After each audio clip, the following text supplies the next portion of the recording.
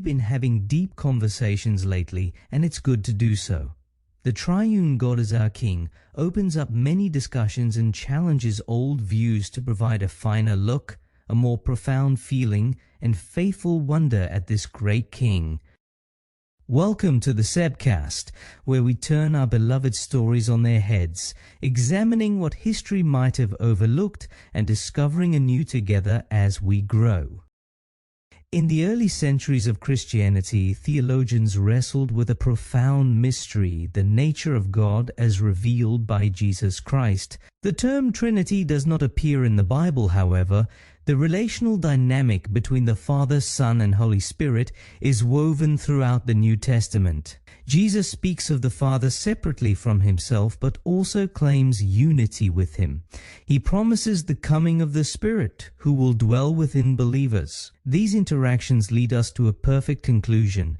God is not a static being, but a dynamic community.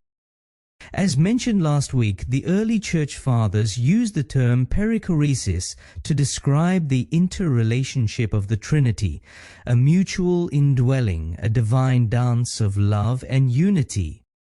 This concept challenges the notion of God as a distant, solitary figure, instead presenting a God whose very essence is relationship. Understanding God as a relationship has reasonable implications. It suggests that the universe is grounded in love and community. It means that to be created in the image of God is to be made for relationship, for connection, for community. The book of Genesis tells us that humans are created in the image and likeness of God. The image refers to our inherent dignity and value, a gift bestowed upon us by our Creator. The likeness, however, is something we grow into. It is our journey to become more like God, to participate in the divine dance. This distinction highlights that while all humans bear God's image, we are invited to grow into His likeness through love, compassion, and community. Salvation is thus not merely about personal redemption, but about participation in the relational life of God. Traditional views often present salvation as a transactional event: believe the right things, perform the proper rituals, and you're in. But if God is a dynamic relationship, then salvation is about participation. It's about joining the divine dance, embracing the flow of love that's the essence of the Trinity. This perspective shifts our focus from individual achievement to communal belonging. It invites us to see salvation not as a destination, but as a journey to become more like God through relationships, service, and love. So, what are the implications for today?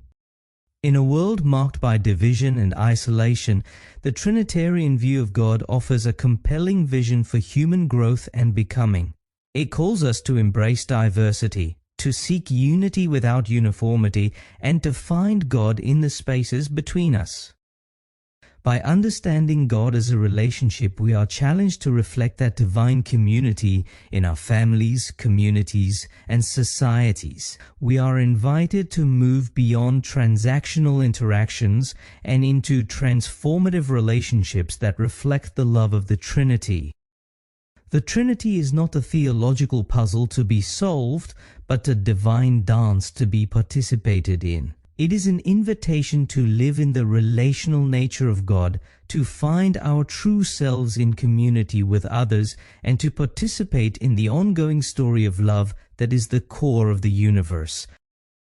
As a congregation, we are building a dynamic network that places us on the dance floor, embracing the rhythm of divine love and discovering the joy of living in the image and likeness of our relational God.